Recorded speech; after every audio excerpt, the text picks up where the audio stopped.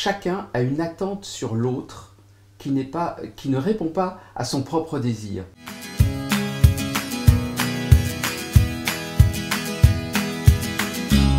Bonjour Jacques. Bonjour Christian. Je suis très heureux qu'on se voit aujourd'hui et que tu puisses répondre à de nombreuses questions que je me pose et que plein d'hommes et de femmes peuvent se poser sur la relation entre les hommes et les femmes.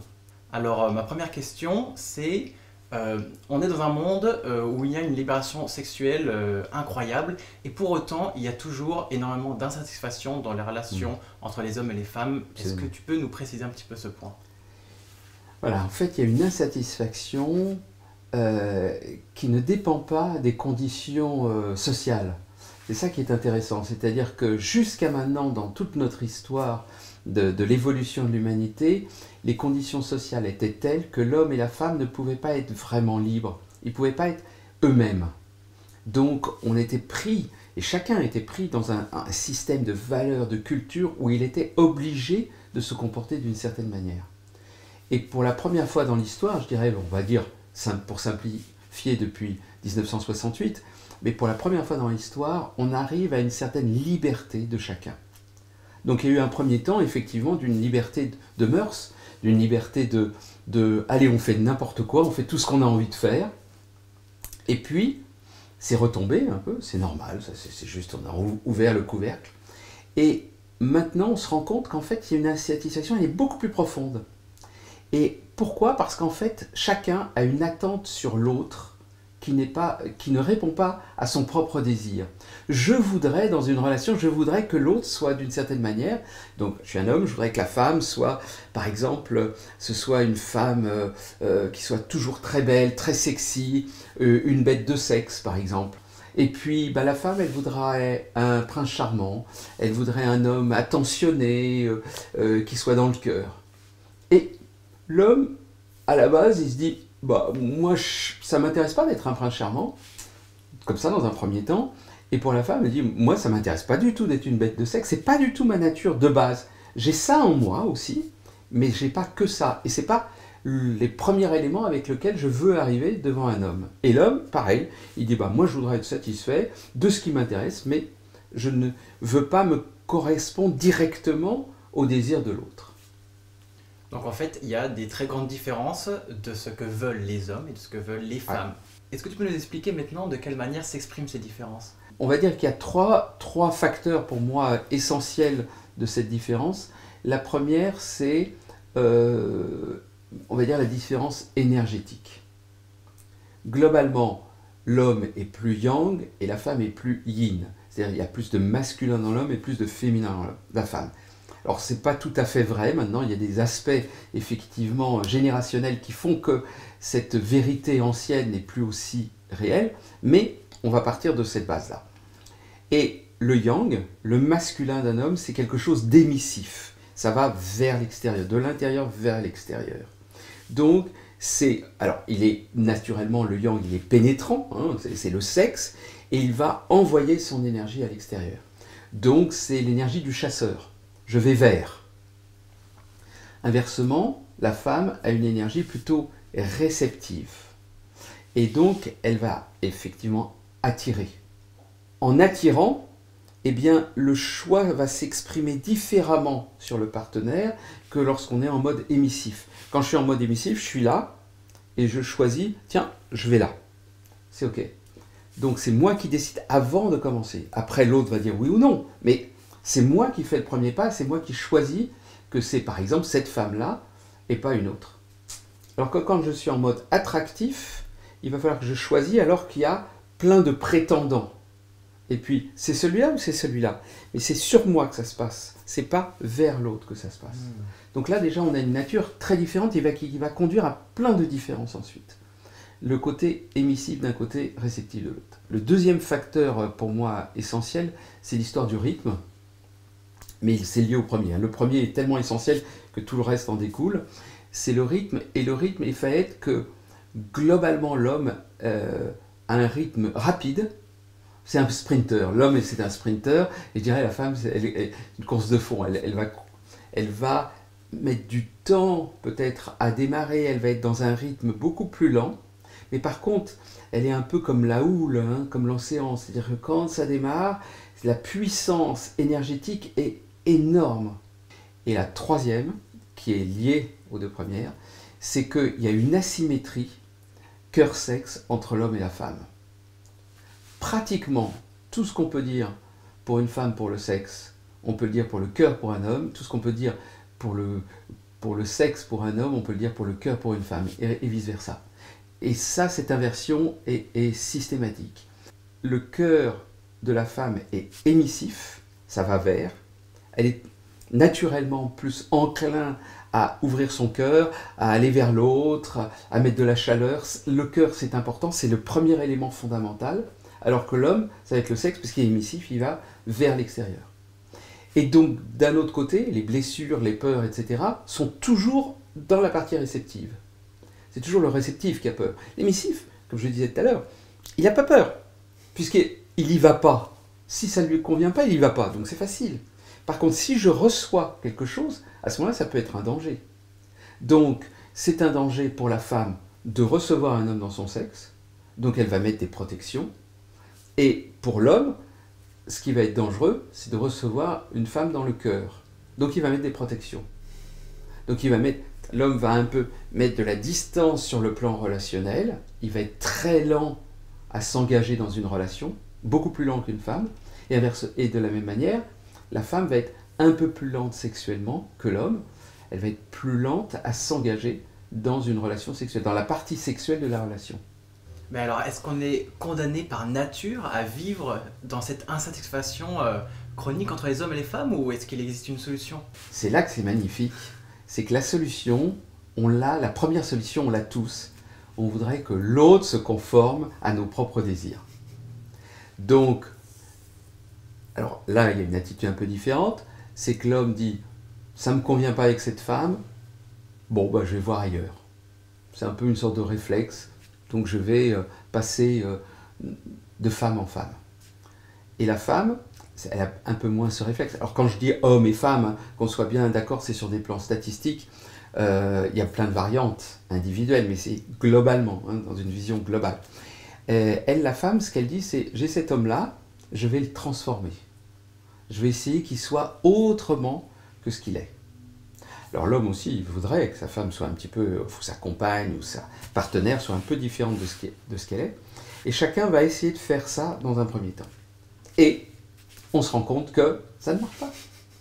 Il est impossible de changer l'autre. Mais totalement impossible.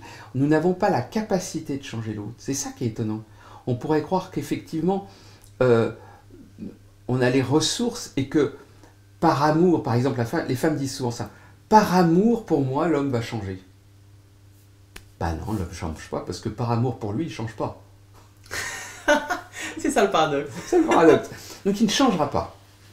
Et de la même manière, la femme, elle est ce qu'elle est, et c'est sa propre nature.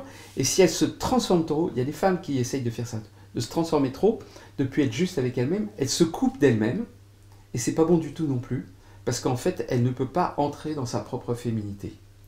Donc il y a des femmes comme ça qui se disent « Ok, je vais me conformer à l'image que l'homme voudrait de moi. » Ça marche un petit temps, mais ensuite, c'est pas possible, parce qu'elle n'est plus en contact avec elle-même, avec sa propre profondeur, avec son noyau de vie profond, sa féminité profonde. Donc, chacun est ce qu'il est. Mais, c'est là qu'il y a une solution, c'est qu'a priori, quand on dit ça, c'est foutu. Ben non, c'est pas foutu parce qu'en fait, la solution, elle s'agit d'incarner véritablement qui nous sommes, mais pas au niveau du petit moi, du petit ego, pas au niveau du petit garçon, de la petite fille, qui voudrait des choses, mais en étant profondément, en incarnant profondément sa nature essentielle, je dirais, sexuelle. Et la nature essentielle sexuelle pour moi de l'homme, c'est d'être un amant tantrique, enfin, c'est comme ça que j'ai appelé cet élément-là, on pourrait lui donner d'autres noms, mais moi je l'appelle d'être un amant tantrique. Et pour la femme, c'est d'être une déesse initiatrice. Alors, qu'est-ce que ça veut dire? Eh bien, l'amant tantrique, c'est d'être un homme qui est à la fois puissant et le cœur ouvert. Et pour une femme, d'être une déesse initiatrice, c'est d'une femme qui a contacté sa profondeur de sa féminité, qui peut accueillir la puissance masculine et qui est en même temps capable de devenir, d'être le réceptacle du sacré, d'être le centre de l'opération alchimique du sacré et de l'union sacrée. Si chacun incarne ces personnages, ces êtres qu'ils sont, il ne s'agit pas de jouer un rôle, hein. Il s'agit d'être vraiment soi-même l'amant tantrique ou d'être vraiment soi-même la déesse initiatrice. Et à ce moment-là, si l'on incarne véritablement ça, alors comme par hasard, l'autre s'ouvre à sa dimension profonde aussi. C'est-à-dire que les hommes, en devenant des amants tantriques, ils transforment des femmes en déesses. Les femmes, en étant des déesses initiatrices, elles peuvent transformer des hommes en amants tantriques. Ou des petits garçons en amants tantriques et des petites filles en déesses initiatrices. Chacun a le pouvoir, mais pas en transformant l'autre, mais en se transformant soi-même, de conduire à une modification chez l'autre. Waouh, ça a l'air vraiment merveilleux dit comme ça. Mais alors, qu'est-ce qui empêche les hommes d'être des amants tantriques et les femmes d'être des déesses initiatrices alors, si c'est si beau? Si c'est si beau, c'est qu'effectivement, on a des millénaires derrière nous de choses qui ne se sont pas passées comme ça. Tous les hommes n'ont pas été des amants tantriques, toutes les femmes n'ont pas été des déesses initiatrices. Et plus exactement, on peut dire qu'on a quelques millénaires de patriarcat derrière nous, et donc ça conduit à plein de choses, et en particulier dans tout ce patriarcat, le féminin a été nié, le féminin a été dénigré. Et comme il a été dénigré, il a été violé, abusé, nié, ça a conduit d'abord à tout un ensemble de peurs. Donc il y a énormément de peurs, et des peurs qui sont liées à des blessures. Alors pour la femme, la peur fondamentale, et la blessure fondamentale du féminin, c'est l'abus. Hein, il faut bien voir qu'il y a encore des milliers, des millions d'abus sexuels, de viols qui se passent dans le monde. Et donc, tant que ce genre de choses existe, la femme le ressent, elle est en contact naturel avec toutes les autres femmes, et elle sait que cela est possible. Et donc elle sent au fond d'elle-même, même si elle-même n'a pas reçu d'abus, que l'abus est toujours possible. Donc il y a une peur fondamentale d'être abusée par une femme.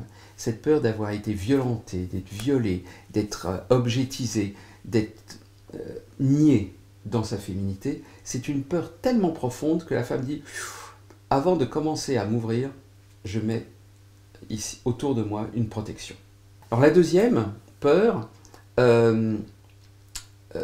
est un peu du même ordre, elle est chez l'homme, c'est d'être envahi. Alors l'homme, il a peur d'être envahi, puisque c'est le cœur.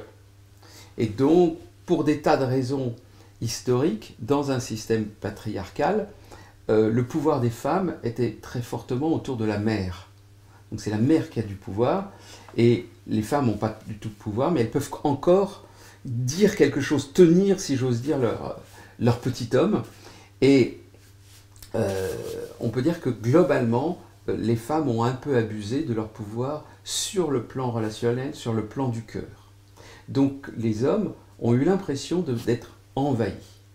Ils ont été pris par la mer, et beaucoup d'hommes à l'heure actuelle ressentent quand une femme devient intrusive dans leur système relationnel, ils se sentent envahis.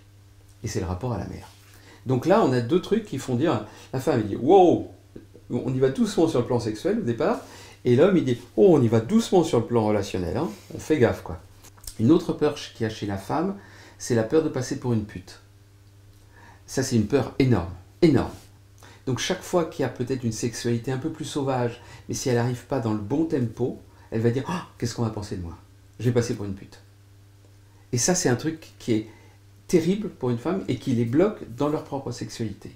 Alors qu'un homme qui fait l'amour avec plein de femmes, c'est un don Juan, et une femme qui fait l'amour avec plein d'hommes, c'est une salope, c'est une pute tout de suite ça. Voilà, on peut l'entendre dans la rue quoi. Oh donc, quelle salope quoi. Donc ça, si c'est vraiment quelque chose que la femme va devoir traverser comme peur pour être vraiment elle-même. C'est-à-dire ne plus croire à tout cela et se rendre compte qu'elle a le droit à une sexualité puissante, sauvage, et que sa sexualité est au moins aussi importante que celle de l'homme. Et moi, d'après moi, maintenant, c'est vraiment que la femme a encore plus de puissance sexuelle que l'homme. Mais ça ne se voit pas au début, parce que justement, il y a toutes ces protections. Alors, chez l'homme, il y a encore d'autres peurs. L'homme, il a peur maintenant d'être un abuseur. C'est-à-dire toutes les jeunes générations, les post-féministes, c'est-à-dire des hommes qui ont vécu ou qui ont grandi avec des femmes et des mères féministes, ont intégré ces valeurs. Et la première des choses qu'ils ne veulent pas, c'est être pris pour des machos ancien style. Donc ils ont peur de leur propre puissance. D'assumer leur désir. Assumer leur désir, assumer leur puissance, assumer le fait que c'est des hommes, quoi. Ils ont envie des femmes minces, c'est normal. C'est un truc, je veux dire, nous sommes tous issus d'un spermatozoïde et d'un ovule. Et les spermatozoïdes, il y en a eu des millions et des milliards qui ont foncé pour avoir l'ovule, mais il y a une énergie, sinon il n'y a pas de bébé. On ne serait pas là s'il n'y avait pas de la puissance de désir de l'homme. Et c'est naturel ce désir. Et c'est naturel. Et c'est bon. Il s'agit de le reconnaître. Il s'agit de pas abuser. C'est-à-dire de pas transformer cette puissance en violence. C'est de la puissance. C'est pas de la violence. C'est très différent la puissance et la violence. La puissance, c'est une énergie. La violence, c'est quand on utilise cette énergie contre quelqu'un d'autre. Donc la puissance, elle peut être mise au service de la vie. C'est la puissance de vie. Et donc l'amant tantrique, c'est un être puissant, un homme puissant, mais qui met sa puissance au service de la vie. Il ne la met pas au service de la violence.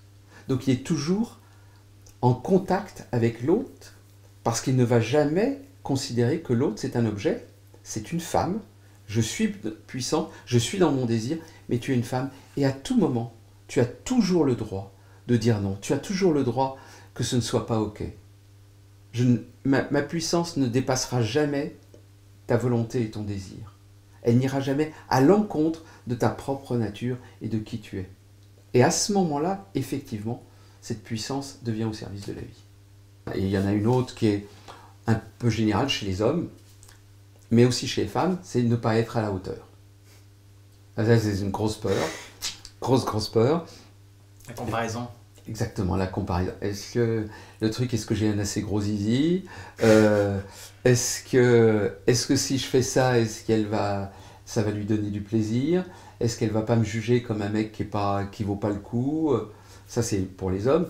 Et pour les femmes, c'est pareil. Je devrais être plus sexuelle, je devrais être plus chaude, je devrais être plus ceci.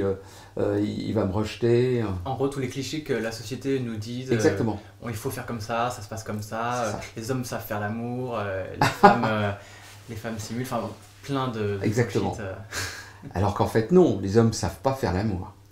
Parce que justement, c'est le troisième obstacle, c'est l'ignorance. Les hommes ne savent pas faire l'amour. On croit qu'on sait, mais on ne sait pas. Il y a une pulsion de reproduction, on sait baiser, si j'ose dire, on sait copuler. Au mieux, on commence à savoir avoir un rapport sexuel, c'est-à-dire on sait faire des choses et puis on se dit pour faire plaisir. Mais faire l'amour, c'est complètement une autre dimension. Et en fait, nous sommes totalement ignorants de plein de choses, de l'autre, de nous-mêmes. Et les hommes sont ignorants d'eux-mêmes. La plupart des hommes ont une vision de la sexualité très liée au pénis, et ils ne savent pas tout l'orgasme qu'il peut y avoir dans le cœur et dans l'ensemble du corps. Et qu'en fait, la sexualité qui se réduit au pénis, la sexualité, je dirais, un peu de base, quoi, niquée. Je veux dire ces termes-là, parce que ces termes-là qu'on emploie dans ces cas-là, en fait, c'est pas très satisfaisant. C'est un petit machin. C'est du McDo, quoi. Tu me bouffes ça. Sexualité fast-food. C'est une sexualité fast-food. Ça n'a rien à voir avec la gastronomie, quoi. Donc si on ne croit que la nourriture, c'est juste du fast-food, c'est juste ça, bah évidemment, on est ignorant. On ne connaît pas, on ne sait pas qu'il y a des 3 étoiles, des restaurants, qu'il y a des mets gastronomiques. On ne sait pas. Ça, c'est l'ignorance. Et l'homme est un peu plus ignorant que la femme. Le yang, d'une manière générale, c'est plutôt le masculin qui est ignorant. Le masculin dit bah, « moi je sais ». Oh, je sais. Oh. En fait, il ne sait pas. Et donc, c'est très difficile pour lui, effectivement, de s'ouvrir à une autre dimension, parce que le problème de l'ignorance, c'est qu'on ne sait pas qu'on ne sait pas. Sinon, ce serait facile. Sinon, c'est plus de l'ignorance, ça devient de la curiosité et de dire « Ouais, je sais pas, mais c'est comment ?» Et c'est au moment où l'homme fait ça que d'un seul coup, il s'ouvre à une autre dimension et qu'il va pouvoir acquérir d'autres dimensions. Et la femme, elle a un peu moins cette ignorance, elle est plus dans les peurs et les blessures. Et cette ignorance, c'est plutôt quelque chose qu'on lui a inculqué, qu'on lui a dit depuis qu'elle est toute petite, tu devrais être comme ci, tu devrais être comme ça, il faut faire comme ci, il faut faire comme ça. Et en fait, la femme a une connaissance sacrée, profonde, une Sophia, qui est profonde, et elle est dans sa grotte sacrée, elle est dans son sexe, dans sa matrice, dans son utérus, dans tout son ventre, qui est l'endroit où elle sait déjà.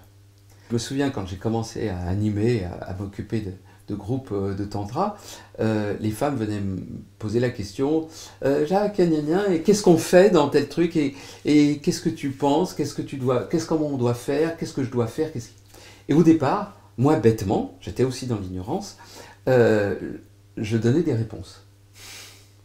Alors qu'en fait, il n'y a qu'une seule réponse à avoir, mais une seule, c'est connecte-toi à ta grotte sacrée, connecte-toi à ta yoni, à ton sexe, à ton ventre, à ton utérus, à l'endroit qui donne la vie, qui est en même temps le réceptacle, le lieu où va se faire l'opération alchimique de la création de la vie. Branche-toi là, connecte-toi là, tu sais. Alors évidemment, des femmes ont été, pour des tas de raisons de leur histoire, etc., coupées de ça. Ce que je disais tout à l'heure, les femmes se coupent de ça, ou elles ont été coupées de ça. Il s'agit donc simplement, un homme peut simplement aider à une femme de se reconnecter, mais c'est tout, il n'a pas la réponse. Toutes ces réponses, elles les ont déjà à l'intérieur. Et certaines femmes le savent, elles en ont l'intuition, et donc elles se disent « Ah, ça pourrait être autrement », puis au bout d'un moment, comme ça ne se passe pas autour d'elles comme ça, elles sont un petit peu déçues, jusqu'au jour où elles rencontrent un amant tantrique d'une manière ou d'une autre. Même un amant tantrique qui n'a pas fait de tantra, il y en a aussi, des amants qui ont ça en eux-mêmes, et d'un seul coup, elle s'ouvre et elle dit « Waouh, je savais que c'était possible ». Voilà, donc c'est plutôt de cet ordre-là. Pour la femme, c'est pas une ignorance, c'est elle ne croit plus à sa propre intuition. Voilà. Elle a perdu le contact avec sa propre intuition. En fait, c'est retrouver sa propre autonomie et se faire confiance. Absolument. Aller à l'endroit où c'est juste pour elle. C'est tout mon travail dans des groupes, c'est amener à la femme qu'est-ce qui est juste pour toi, qu'est-ce qui est juste pour toi, qu'est-ce que tu ressens là, qu'est-ce qui est juste. Et pas à partir, oui, mais je devrais être si. Non, qu'est-ce qui est vraiment juste pour toi, là, maintenant. Après, on fait avec, évidemment, mais fondamentalement, c'est de partir de là. Tout le reste, ça va couper la femme d'elle-même, et si elle se coupe d'elle-même, elle ne peut pas aller dans sa propre profondeur, elle ne peut pas aller dans son féminin sacré. C'est juste impossible.